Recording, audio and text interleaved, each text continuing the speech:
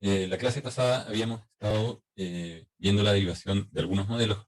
Habíamos considerado el caso de un motor acoplado a una caja como un ascensor, podría ser el cabezal de una impresora, era un sistema de correa y poleas, ¿cierto? Y llegábamos a una ecuación, a un par de ecuaciones diferenciales, una que tenía que ver con la parte mecánica y la relación del torque con la corriente, y otra con la parte eléctrica. Y esas dos ecuaciones las podíamos juntar en una sola gran ecuación y transformar entonces todo en un sistema de una ecuación diferencial en teta, la posición angular del eje del motor, con estos coeficientes que son las constantes de roce, la inductancia, el momento de inercia J, que es el J total. Y podríamos decir que esto es básicamente una ecuación diferencial de la forma teta triple punto más un parámetro que sería el coeficiente del término de segundo orden, a sub 2 por teta doble punto más a sub 1 por teta punto. En este caso no hay, o sea, tendríamos un coeficiente a 0 por teta, pero en este caso a sub 0 es 0. Y esto es igual a una constante, vamos a llamarla B sub 0 por el voltaje aplicado al motor. Este sería nuestro U más, o en este caso, sí, bueno, podemos dejar esto más otra constante que sería B1 por una señal U sub 2, ¿cierto? Pongamos, este es nuestro U1, más otra constante B2 por la derivada de U2. O sea, en este sistema tenemos dos entradas. Una es el voltaje de armadura del motor, pero por otro lado está el torque de carga, que podrían ser las personas que se suben al ascensor, ¿no es cierto? Son una señal. La diferencia entre U2, este de acá es U1, esta es la derivada de U2, este es U2, y esta sería el coeficiente B1, aquí sería el coeficiente B2. La diferencia entre los U2 y el U1 es que nosotros no manipulamos el valor de U2. Es una perturbación externa, porque es una variable que no se puede predecir. No se puede predecir cuántas personas en cierto momento se van a subir al ascensor. No obstante, si uno quisiera modelar correctamente el sistema, uno debería considerar que hay una segunda señal, lo que afecta el comportamiento de la variable θ. O sea, si se suben personas, lo lógico es que por gravedad el ascensor tienda a bajar, a menos de que la variable de voltaje se incremente de manera de compensar esta otra parte que está restando, ¿cierto? Y se anule el efecto y se mantenga la posición. Esa es la tarea del controlador. O sea, ¿cómo definimos esta señal U1 para que contrarreste la acción de esas otras dos señales, ¿no? Uno podría tener un sensor de peso o de tensión en los cables del ascensor para saber que está cambiando U2 y por lo tanto U1 tenemos que definir una señal U1 prima, o podemos ponerle tilde, que va a ser nuestra nueva variable manipulada, U1 prima, más B2 por U2 punto, más B1 por U2, ¿cierto? Y al reemplazar la señal U1 con esta señal especial, U1 tilde, vamos a tener en esta ecuación U' más el resto de cosas, ¿cierto? Que dependen de B2, U2 por U2, U2 punto, ¿no es cierto? Más B1, U2, menos B2, U2 punto, menos este otro término que sería B1, U2. Entonces se van a cancelar y uno anula el efecto de la perturbación externa. Y al final el sistema uno lo puede reducir a un sistema de una entrada, en la cual en esa entrada ya hemos precalculado el valor que tenemos que hacer para anular el efecto de esta otra perturbación, y de esa manera dejar el sistema como un sistema CISO, ¿cierto? Single input, single output. Nuestro output sería la posición angular del eje. De lo contrario, quedaría como un sistema con dos entradas, ¿no? Entonces sería un sistema CMOS, MISO, Multiple Input, Single Output. Y eso es algo, digamos, que dijimos íbamos a evitar en este curso. Nos íbamos a enfocar en sistemas de una entrada, una salida. habiendo dicho eso, entonces nosotros podemos simular el sistema. Tenemos una ecuación de la forma derivada triple de teta con respecto al tiempo, más A2, un coeficiente derivada segunda de teta con respecto al tiempo, más A1, derivada de teta con respecto al tiempo, y supongamos que ya hicimos la recompensación y tenemos aquí B0 por nuestra señal U1. Entonces, podemos aplicarle transformada de Laplace a esta ecuación diferencial, ignorando las condiciones iniciales, y esto se va a convertir en S cubo teta de S, teta mayúscula, la transformada de Laplace de la derivada triple. Después vamos a tener A2 S cuadrado, teta mayúscula, S más A1, S, teta mayúscula, igual a B0 U1 de S. Y podemos reordenar esto y escribir S cubo más A2S más A1S, todo esto factor de teta de S igual a B0 U1 de S. Le quité el prima, en realidad estábamos usando el prima, ya hemos precompensado, hemos eliminado esa parte.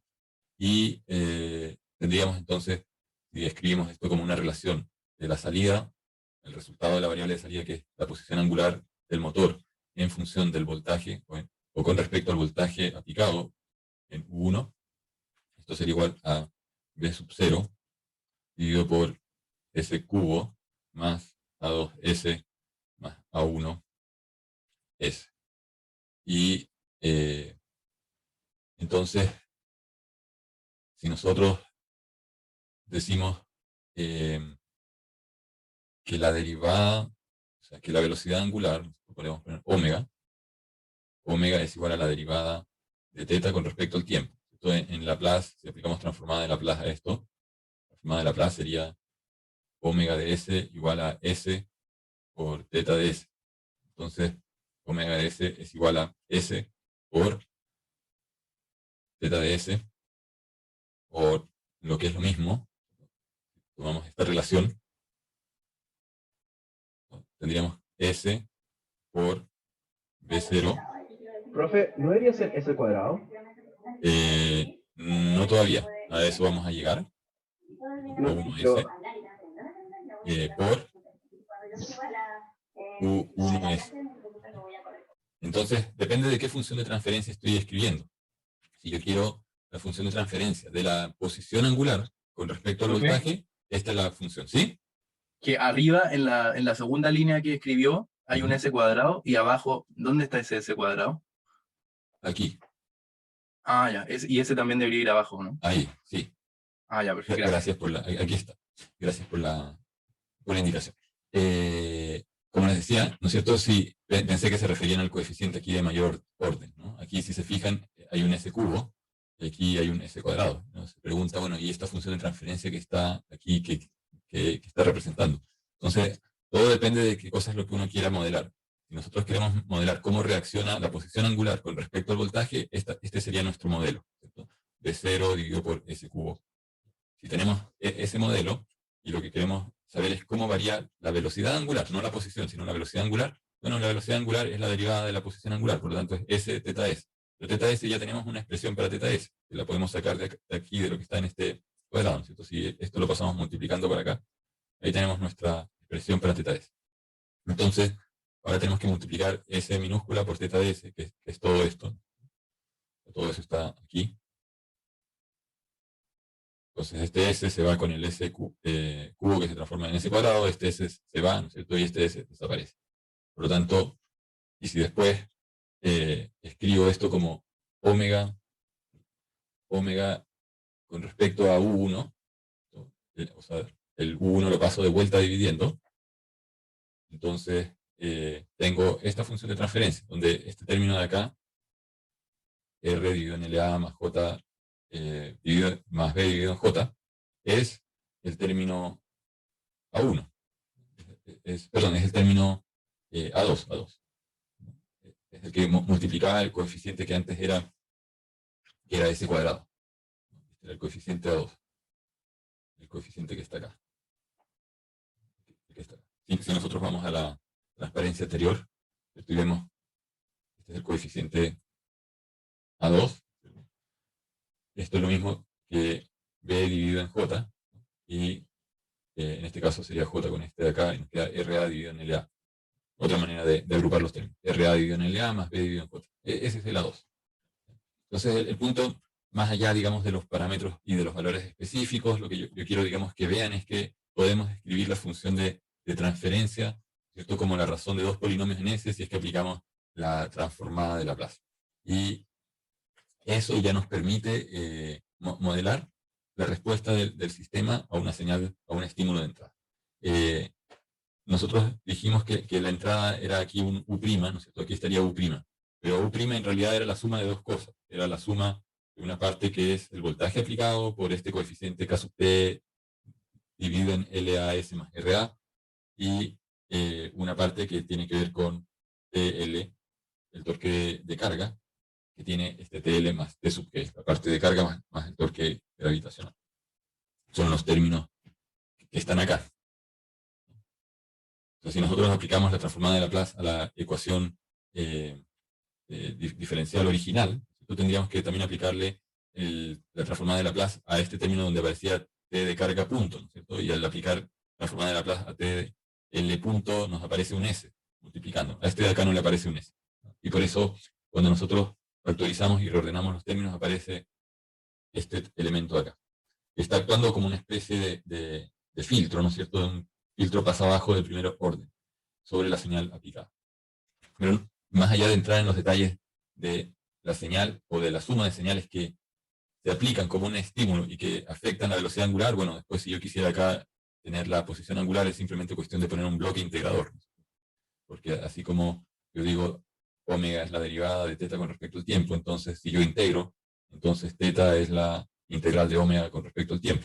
En Laplace la integral es 1 partido en S, y de aquí saldría teta. Entonces, una manera de simular el sistema es, por ejemplo, si uno usa MATLAB o Simulink, escribir en un bloque de función de transferencia los coeficientes. Aquí está el coeficiente del término que está multiplicado en S, por este otro término de acá, que es constante. Todo esto es una constante. En este caso, este numerador es distinto al que tengo yo, porque yo ignoré el teta punto haciendo esa precompensación, solamente para simplificar el modelo o simplificar la expresión. El punto es que podemos escribir esto como una razón de polinomio. Tenemos aquí B1, S más B0, S cubo más A2, S cuadrado más A1, S más A0. Si tuviésemos un modelo más complejo que tiene, no sé, orden 4, una derivada de orden 4, aquí la ecuación diferencial tendría que tener un 4 ahí, aparecería un S a la cuarta, ¿no? Y si tenemos algo más complejo todavía, de orden 5, a ver, S a la quinta, más aquí tendríamos A4, A3, etc. En el numerador no pueden aparecer términos de mayor orden que el del denominador. O sea, podría llegar a haber un término B4, S a la quinta, pero el numerador nunca puede tener un orden superior al que tiene el denominador. Si ocurre eso es que algo uno hizo mal en la moderación. Así que como tip o consejo importante es fijarse que el orden del numerador nunca sea mayor que el del denominador. Teniendo ese modelo, después uno puede implementar esto con relativa facilidad, como les decía, en programas como Python. Aquí les voy a mostrar, estos ejemplos están subidos a la página web del curso. Es el ejemplo, el número 1. Entonces, si ejecutamos el ejemplo, lo que vamos a hacer es calcular la respuesta a una señal escalón. Vamos en el fondo a encender el motor. El motor está apagado y ponemos un voltaje instantáneamente en los bornes del motor. Entonces aquí tendremos que ejecutar el ejemplo.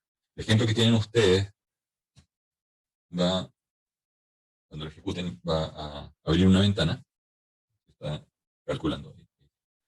Donde muestra la respuesta al escalón del sistema. Eso quiere decir que en el fondo el motor empieza a girar, si es que fuese nuestro modelo, ¿no es cierto? Y después la velocidad llega a estabilizarse en un valor constante.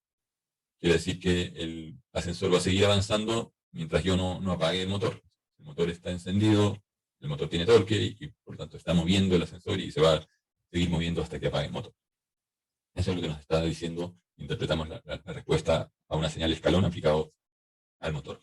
Si uno cierra esto, deberían aparecer otras respuestas, otras funciones, pero arroja un error. Dice aquí, en la línea 113, el operador índice tiene un tipo de error que dice flotante. Es un objeto de tipo float, o sea, tiene punto decimal, y el objeto no puede ser interpretado como un entero. Entonces, al principio, cuando uno no está familiarizado con esto, cuesta de repente entender a qué se refieren estos errores, pero básicamente está diciendo que el error surge en la línea 42 del ejemplo 1.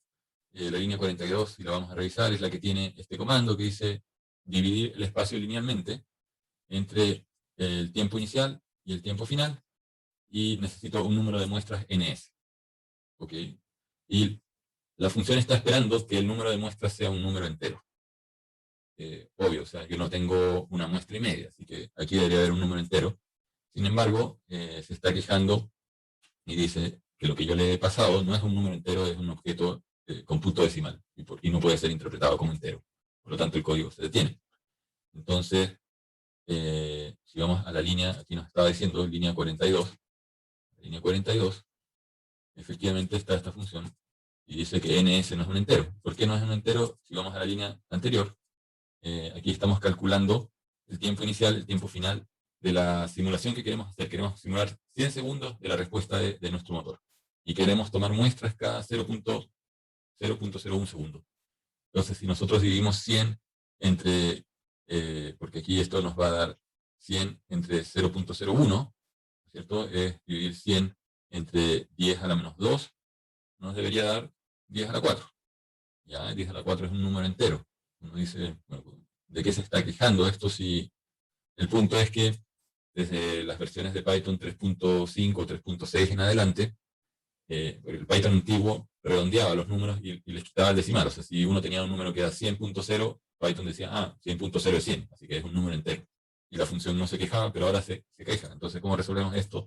Hay que forzar a que interprete esto como un entero. Y si llegase a tener un punto decimal, o sea, si fuese, no sé, 100.3, al hacer esto va a truncar en la parte decimal y le va a quitar el punto 3 y va a quedar en 100. Entonces, lo podemos ejecutar de nuevo. Ahí le cambié de nombre el archivo, le puse 2021-03-24, la fecha de hoy. Ejecutamos, o sea, el mismo gráfico que ya había sacado en la primera parte. Cerramos esta ventana y aquí hace un gráfico por un tiempo más largo, por 100 segundos. ¿Cuál es la diferencia entre el primer gráfico y el segundo? Con respecto al resultado, ninguna. Es la respuesta al escalón del mismo sistema, solamente que en el primer gráfico yo no le dije a Python hasta qué instante de tiempo tenía que simular. Dejé que Python decidiera hasta donde le pareciera correcto simular. Y probablemente simulaba una ventana muy corta, no sé, los primeros 15 segundos, 10 segundos, y esto es lo que veíamos en el primer gráfico. Pero aquí la respuesta, o veíamos poco menos, veíamos algo así, ¿no? Y aquí todavía no se sabe si esto va a seguir oscilando o si se queda estable. Entonces, una manera de ver eso es, bueno, simular un tiempo más largo, y hay que forzarlo a que lo haga, y para eso hay que decirle a la función hasta qué punto quiero que simule, ¿no? Aquí la función clave es la función step, en la cual yo le doy al sistema, le digo, quiero que para el sistema número 2 simules la respuesta un tiempo que va a ser desde el tiempo inicial t sub i hasta el tiempo final tf, y necesito que tomes tantas muestras entre esos dos valores, ¿no? En ese intervalo, partiendo de una cierta condición inicial. En el primer gráfico, yo llamé exactamente la misma función, a la función step, aplicada al sistema 2, pero nunca le dije en qué intervalo, nunca le pasé este parámetro. Entonces, esto lo comento, digamos, porque está bien, uno puede en algunos casos usar los parámetros por defecto, y a veces uno obtiene más o menos lo que uno está buscando ver, pero en general mi recomendación es que uno después haga una selección correcta del intervalo para poder ver bien si esto se estabiliza, ¿no? Si es que hay un cambio también en lo observado al cambiar el periodo de muestreo. Porque aquí, si bien el sistema es continuo, hemos hecho, digamos, un modelo en variables de Laplace, que se supone que es para modelos continuos. El computador no es continuo, está discretizando el modelo. Entonces, la pregunta es, ¿cómo sabemos si la discretización fue la correcta, de manera de tener la cantidad de muestras suficientes para que se pueda representar bien la salida.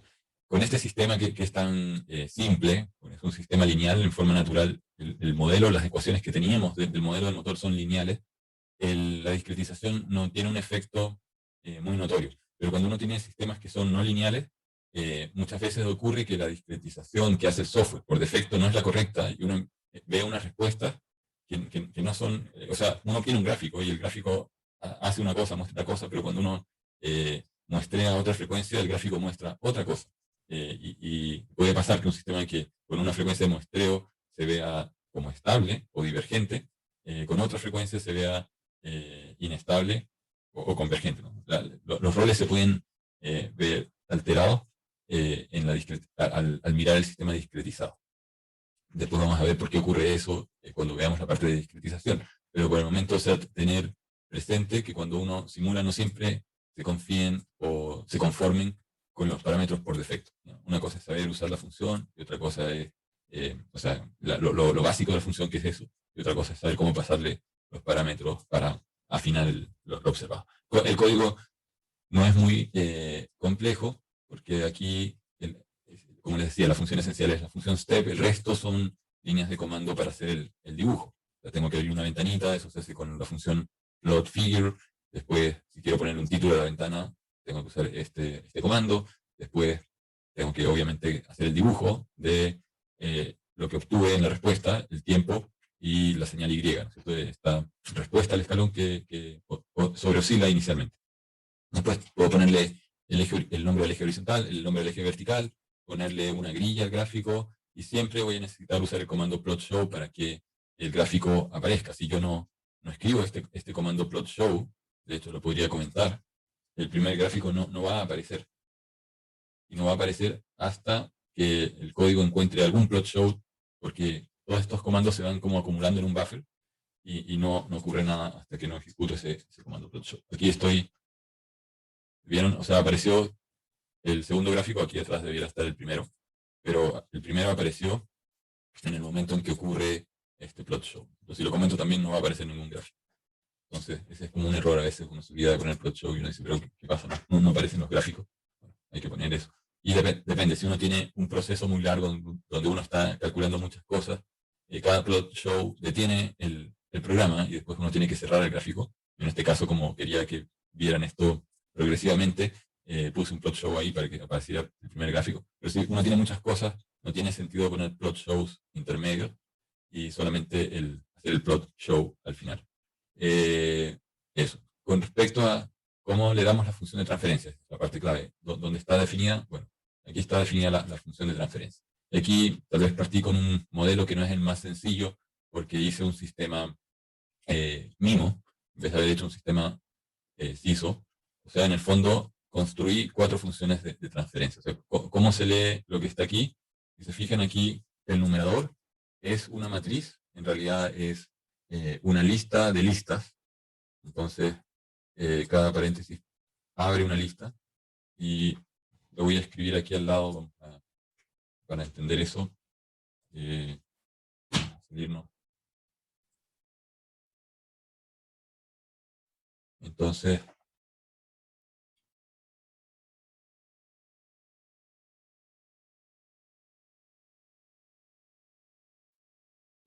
aquí tenemos en el numerador, estamos diciendo que el numerador en el fondo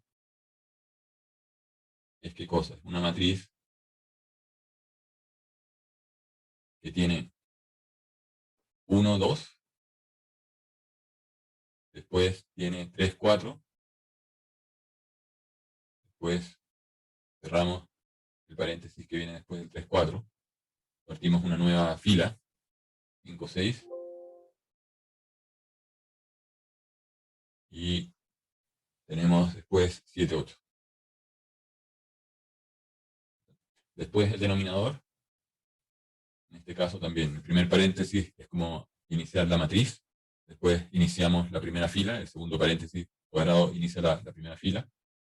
Entonces tenemos aquí 9, 8, 7, cerramos ese paréntesis, después tenemos 6, 5, 4, 6, 5, 4, se cierra el paréntesis, después de 654 hay un paréntesis, después hay otro más, quiere decir que ahí se acabó la fila, y vamos a la siguiente fila que tiene 3, 2, 1, y menos 1, menos 2, menos 3, cerramos ese, se cierra la segunda fila, se cierra la matrícula.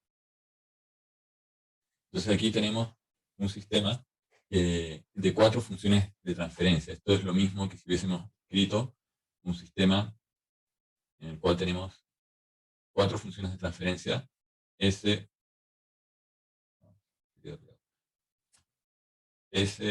más 2 dividido por 9, S cuadrado más 8, S más 7.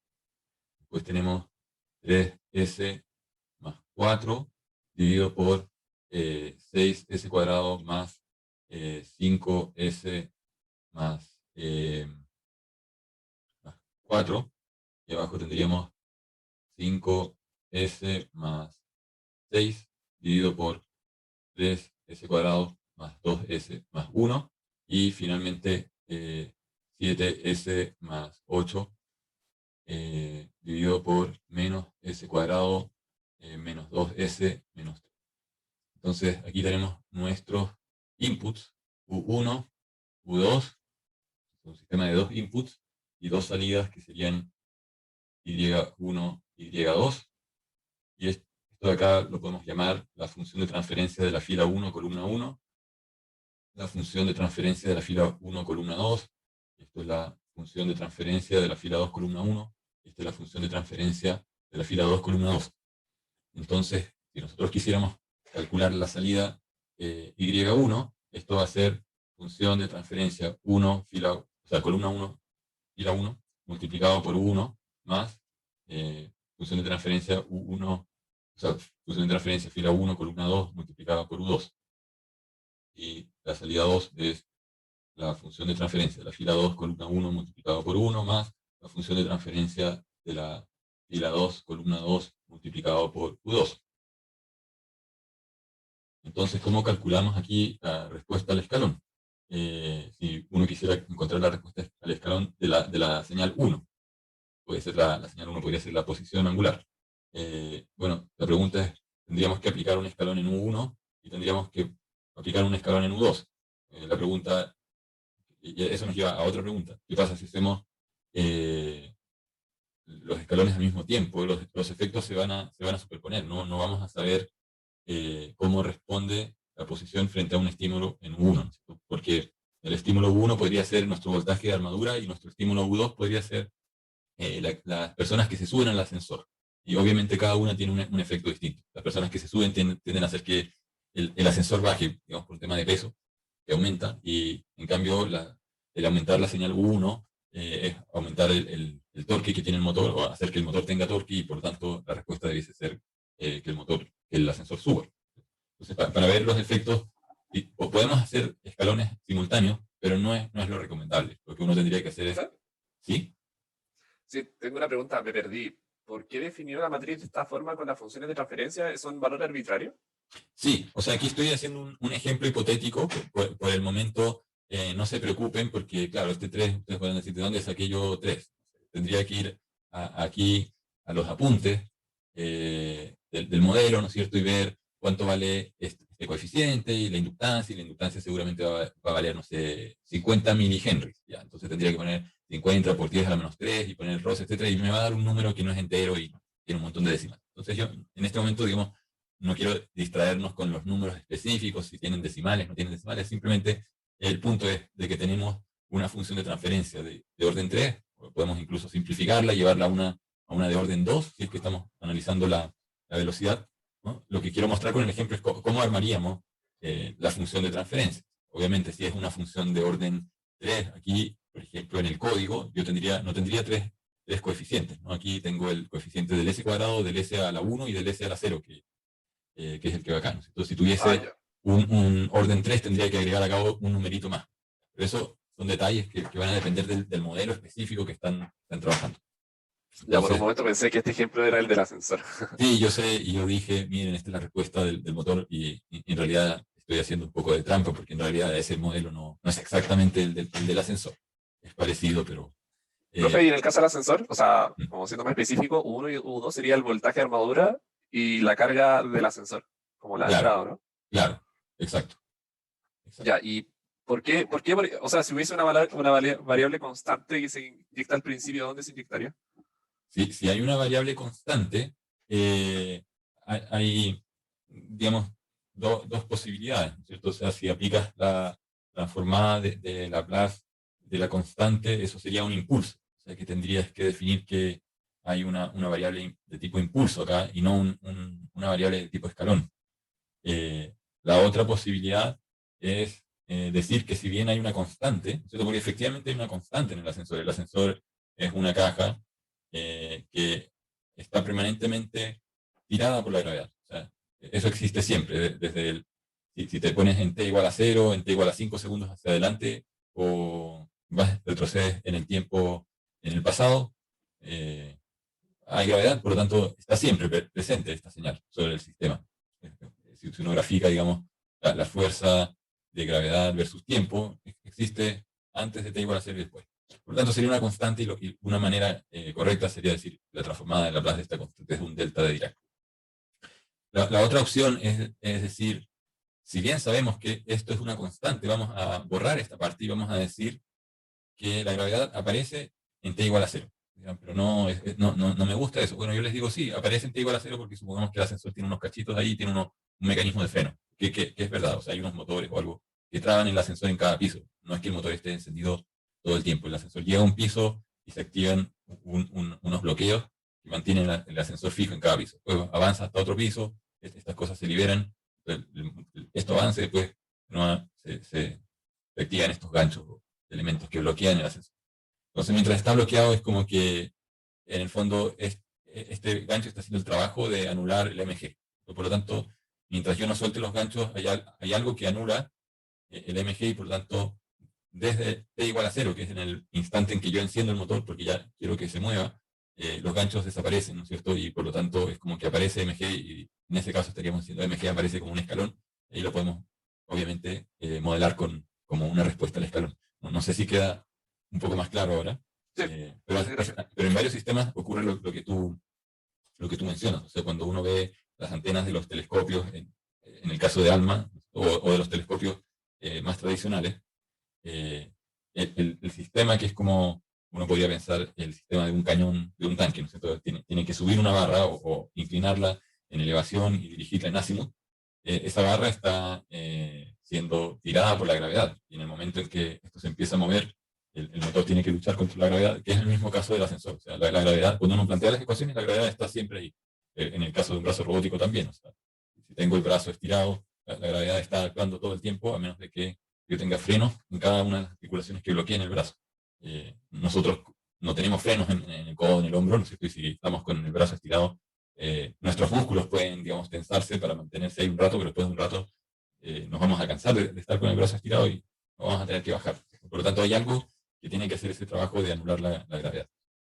¿Y cómo modelarlo? O como un escalón, si es que estamos asumiendo esta existencia de frenos, o sino como un impulso, digamos. Bien, entonces, después, ¿cómo graficamos la respuesta al escalón? Tenemos que elegir una de estas funciones. Entonces, yo arbitrariamente dije, voy a elegir la función. Primero tengo un sistema que lo llamo sistema 1, que tiene numerador, una matriz, y que tiene denominador, una matriz. Esto de repente puede parecer medio confuso, pero la idea es que entiendan que el término de aquí va asociado a este de acá, el término de acá va asociado a este de acá. Entonces tenemos 4 funciones de transferencia, ¿no? O sea, yo no puedo definir en el numerador una matriz de 2×2 y en el denominador una matriz de 6×2. Obviamente las dimensiones no calzan y eso va a arrojar inmediatamente un error cuando yo trate de ejecutar esta función. Va a decir, me estás dando más numeradores o más denominadores de los numeradores que tengo. O sea, tiene que haber ahí una consistencia en la dimensión del numerador y el denominador. Y como resultado obtengo esa función sys1. Yo de hecho aquí podría hacer un print sys1 para que uno vea, para que veamos qué es lo que hay ahí. Deberían ser nuestras 4 funciones de transferencia. Grabar, ejecutar el código y aquí nos da nuestras 4 funciones de transferencia. La primera, S+2, 9, S cuadrado, 8S más 7, que es justo lo que había escrito acá. S más 2, 9, 8, 7. La segunda, etc. Ahí están las 4 funciones de transferencia. Y dice aquí input 1 to output 1. ¿Por qué? Porque la primera, la función 1, 1, transfiere el input 1 a la salida 1. Y la función 1, 2 transfiere el input 2 a la salida 1. Entonces, input 2 a la salida 2, a la salida 1, perdón, es 3S más 4. Input 2 a la salida 1 es F1, 2. Es 3S más 4 dividido en 6S cuadrado más 5S más 4. O sea, 6S cuadrado más 5S más 4. Entonces, Profe, ¿hmm? lo que no entiendo es cómo se logran separar como los efectos que tiene un input, porque al final son 2 input y 2 output, por lo que estoy viendo. ¿Y cómo los separo? No, asumo, cuando estoy viendo una función de transferencia aislada, estoy asumiendo que el otro no hace efecto. Exacto, eso es justo, a eso justo quería llegar. Aquí les estoy mostrando una función que tiene, o sea, un sistema hipotético que tiene 4 funciones de transferencia. Hay 2 salidas y 2 estímulos, ¿cierto? Pero no podemos, o sea, podríamos simular las 4 acciones en forma simultánea, que es lo que ocurriría en la realidad, porque normalmente el motor y la gente que se sube pueden ocurrir. Son eventos que pueden ocurrir en forma simultánea. Pero para efectos de análisis, entonces, lo que uno podría hacer es elegir una función de transferencia particular, ¿cierto? Yo quiero, por ejemplo, la función de transferencia 1, 1 y el denominador 1, 1, o sea, esta de acá. Y voy a asumir que no hay gente subiéndose al ascensor, por lo tanto, U2 es 0. Y me voy a despreocupar de lo que hace la variable I2. Puedo decir que no voy a mirar la evolución de I2. Y entonces, ¿qué cosa es el numerador 1, 1?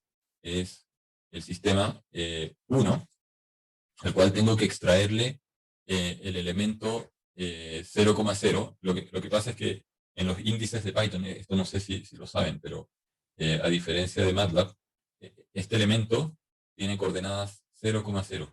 Este de acá es el elemento de la fila 0, siempre fila y después columna, fila 0, columna 1.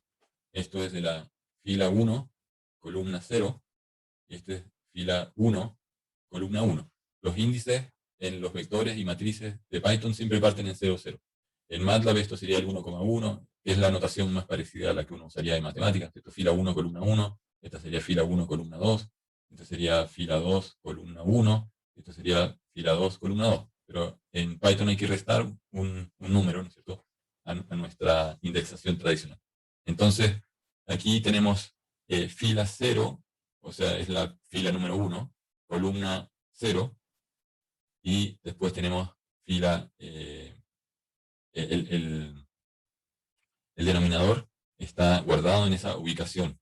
En realidad, lo que hace esta función, transfer function data, es que escribe estas 4 funciones de transferencia, las devuelve como 2 matrices.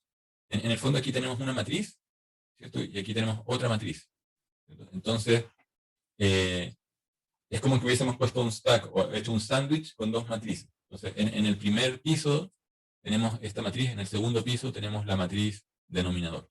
Y después estamos buscando la coordenada 0,0 del denominador, del numerador, perdón, y estamos buscando la coordenada 0,0 del denominador. No sé si se entiende. O sea, es como si hubiese puesto aquí, voy a tratar de dibujar. O sea, las matrices que teníamos,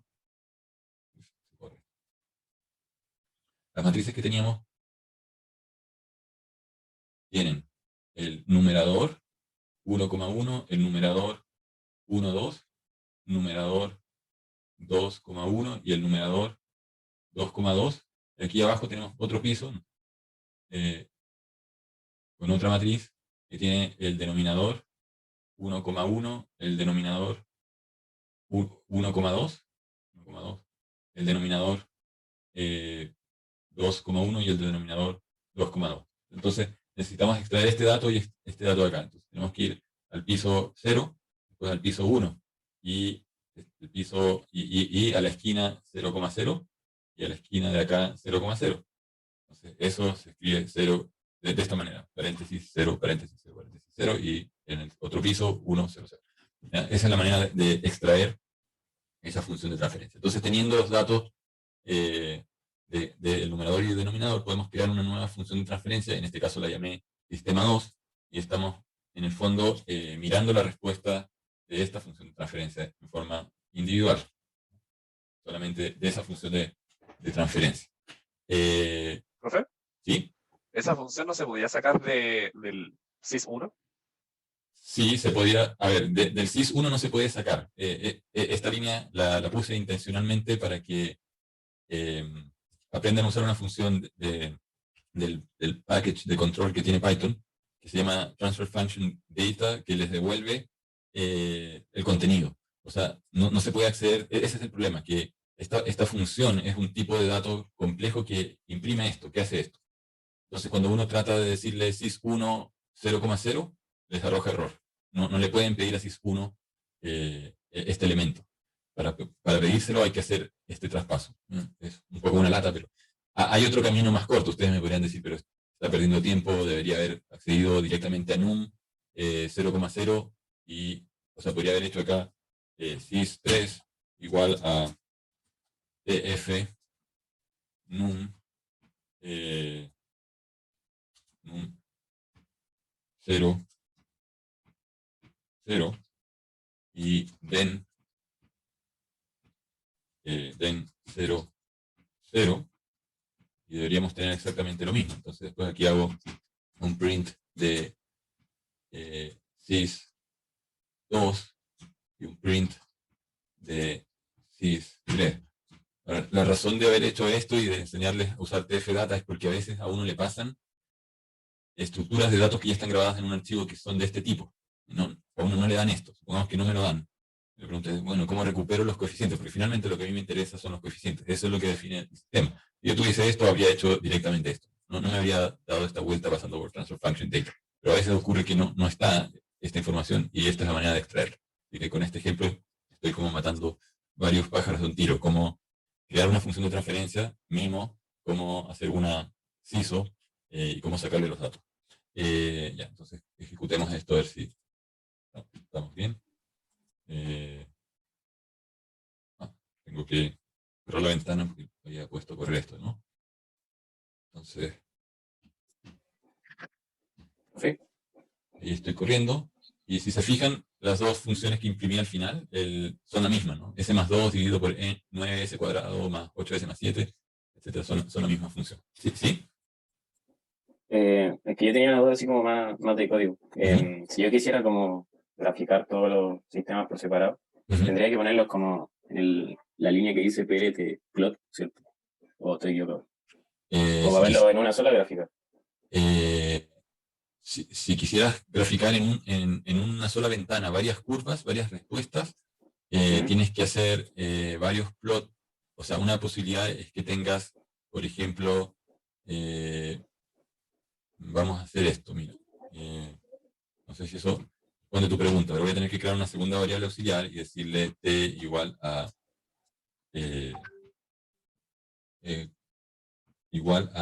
step del sistema 3. Ahora, el problema es que el sistema 3 y el sistema 2 son el mismo. No sirve mucho eso. Voy a hacer aquí un poco de trampa y voy a cambiar el numerador y le voy a forzar acá el numerador directamente. Voy a poner algo que sea 3 nomás. O sea, vamos a tener aquí solamente orden 0. Y una recomendación importante es siempre poner ese puntito, que hay un problema con el package de control, de que, así como en el ejemplo se quejaba porque el número era entero y esta función linear space, o sea, el número no era, el número de muestras no daba entero y la función linear space se quejaba de que le estaba pasando un punto flotante. En cambio, las funciones del toolbox de control package a veces ven un número que no tiene punto decimal y lo trabajan como entero.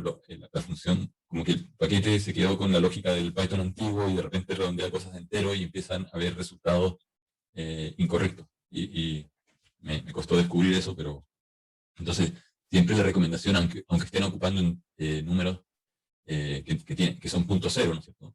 Al al package de control hay que decirle que trabaje el dato, o sea, no hay que decir esto. Si uno hace eso, el package de control automáticamente asume que ese 1 es un 1 entero y no tiene puntos decimales. Y después agarra y como que trunca todo lo demás. Y ahí salen respuestas equivocadas.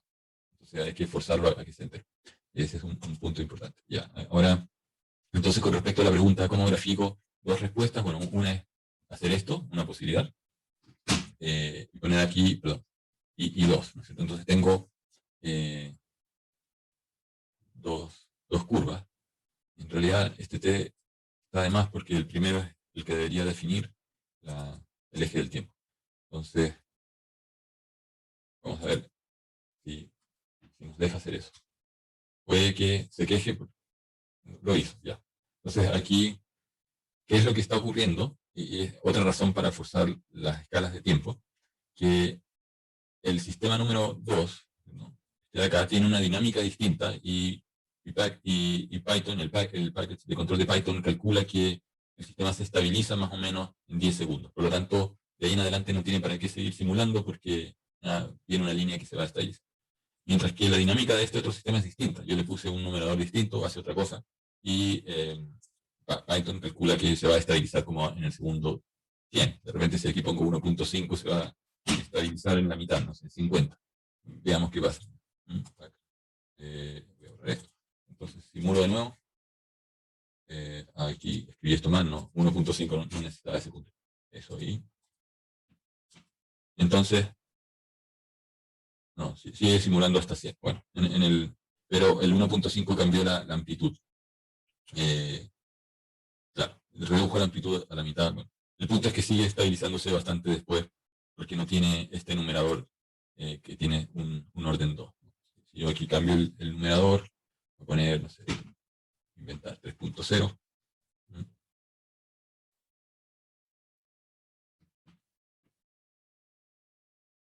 Sigue calculando el segundo hasta el instante 100. Bueno. No, es que el segundo lo está calculando hasta 100 porque hay probablemente 100 muestras. Tendríamos que ver qué pasa si le damos esto de esta manera. Decimos que el tiempo, y debería darle el tiempo del segundo. El tiempo del segundo ejemplo.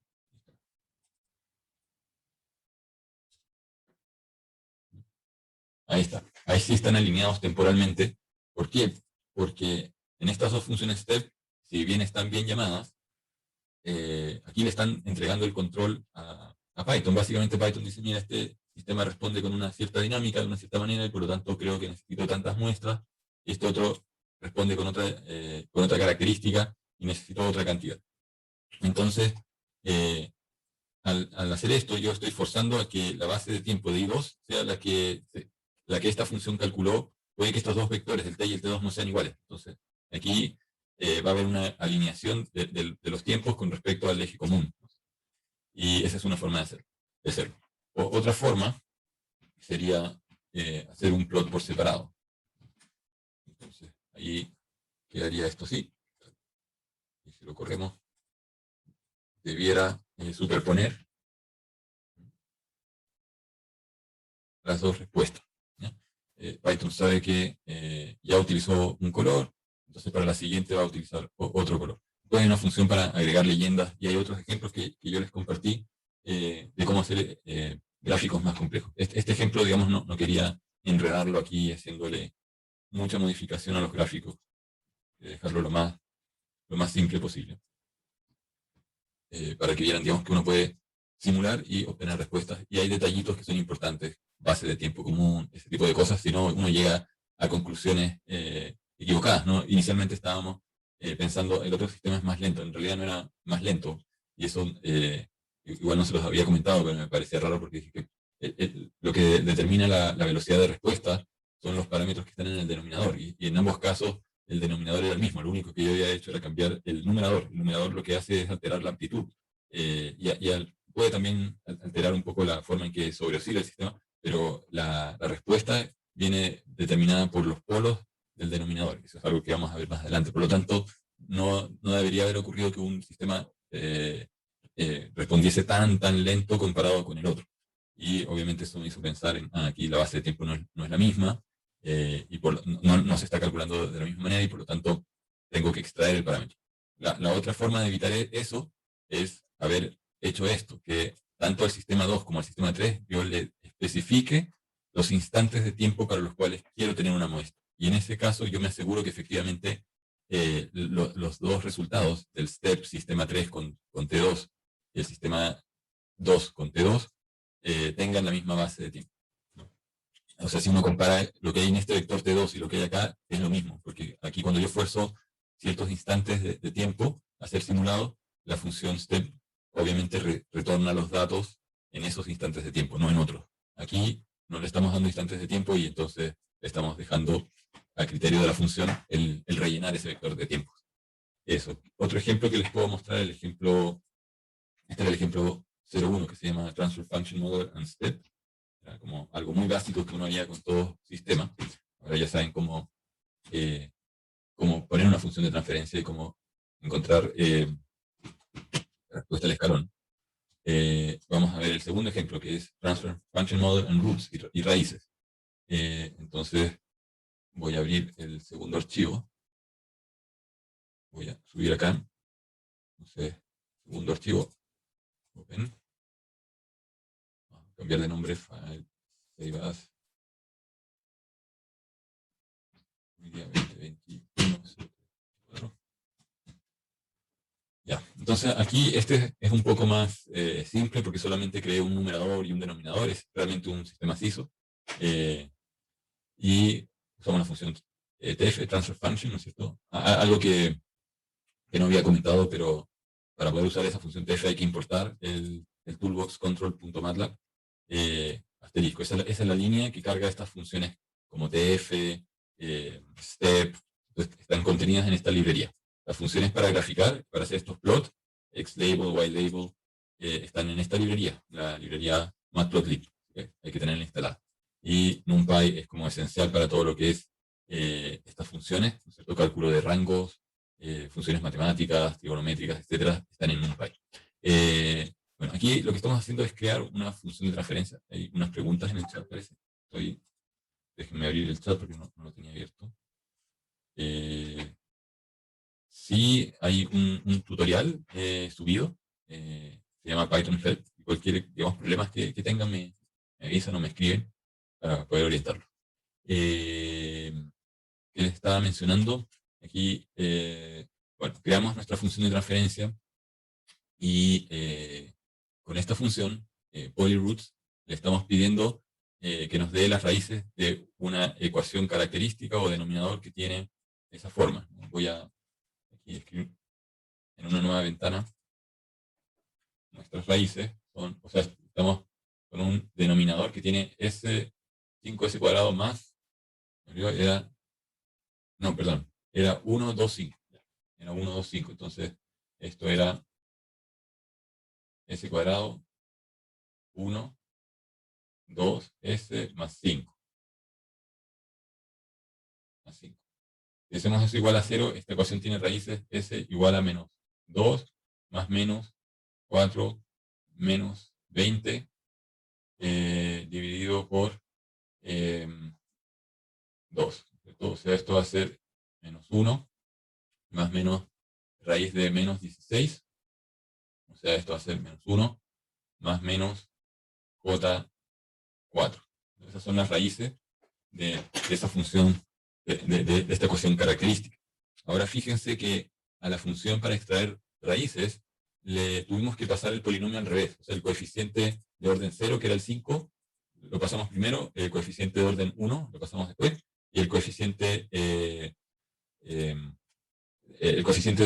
orden 2, que es el número 1, va al final, ¿no? Por eso puse aquí esta frase, que sean cuidadosos, los coeficientes de orden más bajo van primero en esta función, ¿ya? En MATLAB no es así. En MATLAB existe exactamente la misma función que se llama roots, y uno le da la función en el mismo orden que cuando uno crea las funciones de transferencia. Pero por alguna razón, esto que viene de la librería NumPy, viene de ahí, cuando la construyeron, la construyeron al revés. Y bueno, hay que tener cuidado con eso, porque es un error que también puede pasar, que uno simplemente hace polyroots y le pasa aquí como argumento then, porque uno dice, sí, quiero sacar las raíces del denominador, pero aquí hay que revertir eso, ¿ya? Y entonces, bueno, podemos imprimir las raíces y ejecuto el ejemplo. Python. Ahí justamente nos dice, claro, aquí me faltó algo, no era 4, teníamos el 2. Aquí me faltó el 2 dividiendo, entonces aquí eran más menos J2. Entonces, ahí está. Y entonces, hasta ahí vamos bien, el sistema imprimió, y después estamos haciendo la función step, estamos dando un rango de tiempo, y fíjense aquí lo hice con otra función, en vez de hacer una división linear space. Linear space toma un instante inicial, un instante final y el número de muestras. Aquí le estoy diciendo, quiero calcular números entre este valor, con un periodo de muestreo de 0.001 segundo. Aquí no le estoy dando la cantidad de muestras, sino le estoy dando la separación en el tiempo. Y en este caso la función no está quejándose de que este número no es entero, porque obviamente el intervalo de muestreo puede ser un número con decimales. Y después el plot, ¿cierto? Entonces vamos a ver qué fue lo que abrió. Esta fue la respuesta de este sistema de segundo orden. Tiene una sobreoscilación debido a que los polos son complejos conjugados. Esto es todo el código, es súper cortito, más fácil tal vez que el anterior. Bien, después, otro ejemplo que pueden después revisar y modificar, jueguen un poco con estos ejemplos, es el State Space and Transfer Function. Vamos a ver, en esta clase ya no vamos a alcanzar a ver modelos en el espacio del estado, de los estados, pero uno puede tomar funciones de transferencia y reexpresarlas como modelos en el espacio de los estados, o viceversa, tomar sistemas que están descritos en variables de estado y traspasarlos a función de transferencia. Entonces este tercer ejemplo, que se los dejo, digamos, comentado para que lo vayan viendo y conectando con lo que hagamos en la próxima clase, hace eso, ¿no? Vamos a abrir el archivo primero. Open.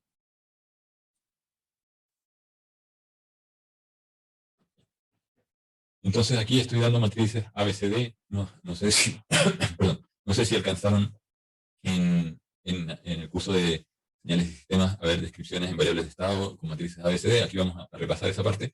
Pero otra manera de construir un sistema es, en vez de tener la función de transferencia, aquí estoy creando un sistema de otra manera. Estoy dándole las matrices y se las estoy incluso pasando de una manera bastante extraña, que es abriendo comillas y diciendo esto es lo que va en la primera fila de la matriz A, ¿no? Menos 1, 0, menos 1, después 0, 1, 1, después menos 1, menos 1, 0 en la tercera fila. Lo mismo podría haberlo escrito de esta manera, ¿cierto? Es la matriz A. Aquí la escribí como un string. Entonces, yo puedo definir estos strings y pasarle a esta función state space estos strings para que se cree el modelo, y aquí cuando lo imprimo uno ve que efectivamente está el modelo. Y después puedo llamar a una función que se llama state space to transfer function, o sea que transforma el modelo ABCD en un modelo con función de transferencia, y me devuelve una función de transferencia que representa exactamente lo mismo que el modelo descrito en variables de estado. Otra manera de crear exactamente el mismo sistema es haber llamado a la función state space to transfer function, pasándole las matrices ABCD escritas. Esta es la forma que yo prefiero, pero aquí les estoy mostrando las dos formas que existen. Si uno va a la documentación del package de control, ¿no? Aparecen las dos maneras de hacer las cosas. A mí usar strings no me gusta mucho porque obviamente uno no puede usar después los strings. En las matrices uno puede sumar matrices, restar matrices. O sea, es más fácil pasar este tipo de datos a matrices. Y además ordenarlos. O sea, uno incluso esto lo podría pasar a una segunda fila, ¿cierto? Y dejar el código escrito más cuadradito. ¿Ya? Pero por ahora lo voy a dejar así en una fila. Entonces, eso. ¿Y qué más hace este ejemplo? No mucho más. Una vez que tengo la función de transferencia, tengo un numerador y tengo un denominador, puedo pedirle las raíces del denominador para conocer dónde están ubicados los polos. Cuando veamos en unas clases un poco más adelante, 1 o 2 semanas más, cuáles son las características de la respuesta. Esa característica vamos a ver que depende de esas raíces. Por eso es que las estamos calculando ahora. ¿Por qué me interesa saber dónde están las raíces? Porque dependiendo de dónde están, yo sé cómo va a reaccionar el sistema. incluso sin haber hecho la función step. Y aquí hay una función que se llama root locus, que también permite graficar el lugar en el plano complejo de las raíces, donde están ubicadas, y podemos ver qué pasa cuando nosotros cambiamos la ganancia del controlador, o sea, para distintos valores de ganancias que yo puedo poner en el controlador, cómo se van moviendo las raíces. En el fondo vamos a ver que al poner un controlador, la ubicación de las raíces cambia. Voy a ejecutar el código. ¿Y por qué? A ver, sí, voy a ejecutar el código primero para que vean.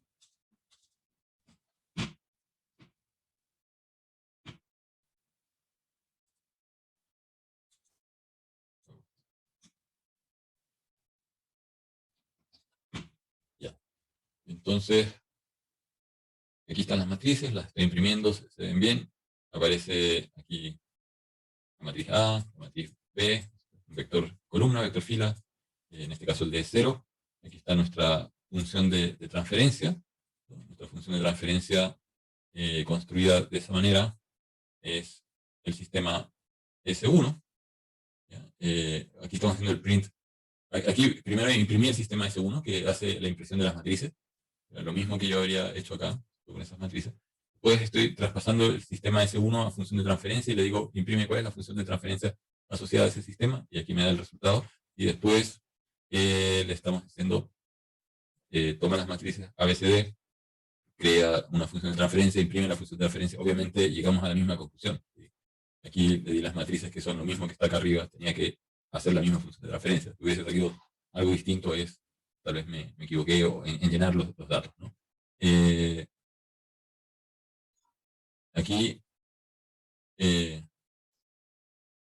puse ese warning porque descubrí justamente que al no poner los puntos decimales cambiaban ciertos resultados internamente. Cuando uno tiene un número sin decimal, como les decía, se producen unos redondeos que termina haciendo que el paquete escriba funciones de transferencia que son distintas. Entonces yo me preguntaba, ¿pero por qué me da una cosa y en el otro otra si los números son los mismos? Y era porque no estaban los puntos decimales, ¿no? Entonces, aquí en realidad no estoy siguiendo los consejos que les acabo de dar. Yo debería haber escrito aquí 1.0, o sea, 1 punto por lo menos, o 1.0, 0.0. Podría haber hecho esto, pero para no escribir tantos números.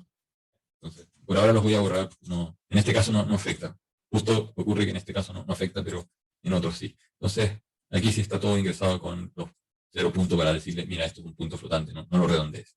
Y ahí se imprime el sistema 2. Bueno, vimos que ya son el mismo sistema.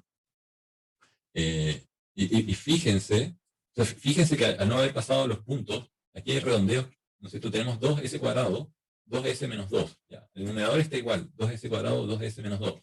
Pero los denominadores no son iguales. En este tenemos s cubo, y después tenemos aquí menos 8 por 10 a la menos 16. 8 por 10 a la menos 16 es obviamente prácticamente 0, por efectos prácticos. Después tenemos menos s más 2. En este, efectivamente, el coeficiente s cuadrado no está, porque sabe que no debería ir, pero en este no. Y eso genera diferencias, porque cuando uno después llama a la función, ahí fue en el momento en que me di cuenta de que algo andaba mal, porque cuando uno llama a la función root locus para dibujar dónde están las raíces, en un caso me estaba poniendo las raíces ligeramente corridas con respecto a otro, y dice, ¿cómo puede ser eso si son el mismo sistema? Y bueno, eso lleva a error. Aquí hay que hacer mucho zoom porque no le especifiqué los rangos del dibujo, pero ahí vamos a ver que están las raíces ubicadas de esa manera. Entonces, aquí también estoy adelantando un poco a métodos que vamos a ver de cómo hacer estos dibujos a mano o aproximarlos a mano. Hoy en día uno utilizaría obviamente el computador, pero aquí quiero enfatizar dos cosas. Uno es que si uno no sabe hacer esto a mano y no entiende cuál es el proceso, a veces se vuelve imposible darse cuenta en qué momento el computador está calculando cosas mal. Porque cuando uno más o menos tiene una noción de cómo debería resultar el gráfico, y entonces uno se puede dar cuenta hay algo que no está andando bien cuando el gráfico que resulta es otra cosa. Entonces uno no puede confiar solamente en que la herramienta de software o el simulador va a dar la respuesta correcta. A pesar de que uno puede haber metido los datos en forma correcta, cosas tan sutiles como que está o no está el punto decimal pueden generar una conclusión totalmente distinta. Entonces, en computación dicen garbage in, garbage out, O sea, el computador siempre les va a dar algo, pero eso que les da no significa que sea la verdad. Hay que hacer siempre un doble chequeo. Después, entonces, si aquí muevo el gráfico, uy, me moví demasiado. Voy al home de nuevo, porque si no me va a costar llegar al lugar donde estaba. Y lo que quería mostrar en el gráfico, un comentario para terminar con eso, es que aquí estos simbolitos, que son unas X, representan el lugar donde están ubicadas las raíces de la ecuación que está aquí en el denominador. Y los circulitos del gráfico, estos circulitos que se ven aquí como un puntito naranja, representan las raíces del numerador. ¿Ya? El denominador aquí tiene orden 3, por lo tanto hay 3 raíces.